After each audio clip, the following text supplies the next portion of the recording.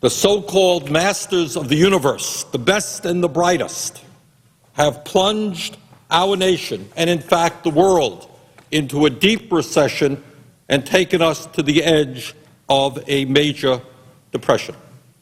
And in my state of Vermont and all over this country, what we are seeing is good, decent people losing their jobs, they're losing their homes, they're losing their savings, they're losing their hopes for a future because of the greed and recklessness of a small number of people on Wall Street.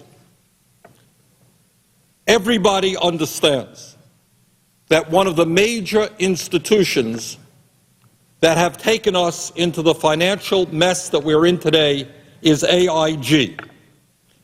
Over the past several years, AIG has moved away from being the largest insurance company in the world to becoming the largest unregulated gambling hall in the world. That's what they have done.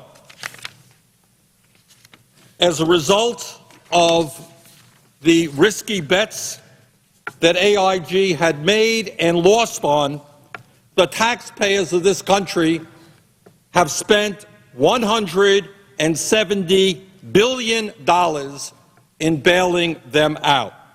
That amounts to some $600 for every man, woman, and child in this country. During much of this period, Hank Greenberg, the former CEO of AIG, was able to amass a personal fortune of close to $2 billion, and in 2007 was one of the wealthiest people in the world. Even after the collapse of AIG, Mr. Greenberg is still worth close to $100 million, according to Forbes magazine. Mr. President, having helped cause this financial disaster as a result of their reckless and irresponsible behavior, it is beyond comprehension that these same people, the best and the brightest, would actually believe that they are entitled to millions of dollars in bonuses. Just think for a moment. These are the people who have caused one of the great financial disasters in the last 70 years, and they're sitting back and saying, well, for all of my fine and excellent work, I'm going to be rewarded with a $3 million bonus or whatever it may be. Mr. President, it goes without saying that we have got to hear the outrage of the American people and say enough is enough.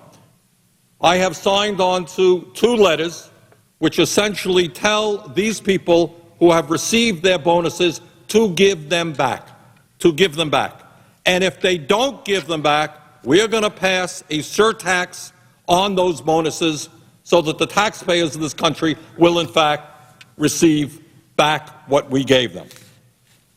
In my view, what we have got to move to is legislation to what I proposed along with Senators Lincoln and Senators Boxer, which was called Stop the Greed legislation on Wall Street. You know, Mr. President, the President of the United States is paid $400,000 a year.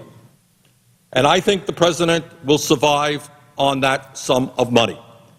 It seems to me that when taxpayers are spending hundreds of billions of dollars bailing out large Wall Street firms, we should make it very clear that none of their executives should be entitled to earn more than the President of the United States. They can, in fact, get by. I know it will be hard, but I suspect they can survive on $400,000 a year when the taxpayers of this country are bailing them out. More importantly, and in fact, for another lengthier discussion, Mr. President, we need to move to a new concept of what Wall Street should be doing. Bankers historically in our country and in the world play a very important role in providing credit to businesses who then create jobs, providing credit to individuals who can purchase homes and other necessities. That's what bankers historically have done. But over the last number of years, what Wall Street has become is not a place where loans, responsible loans, are made out, but a gambling hall where these guys have made huge sums of money in very risky investments which have failed, and the taxpayers are now bailing them out. I think we need to rethink the function of Wall Street. I personally believe that all of these CEOs who are responsible for the crisis that we're in right now should be leaving their positions.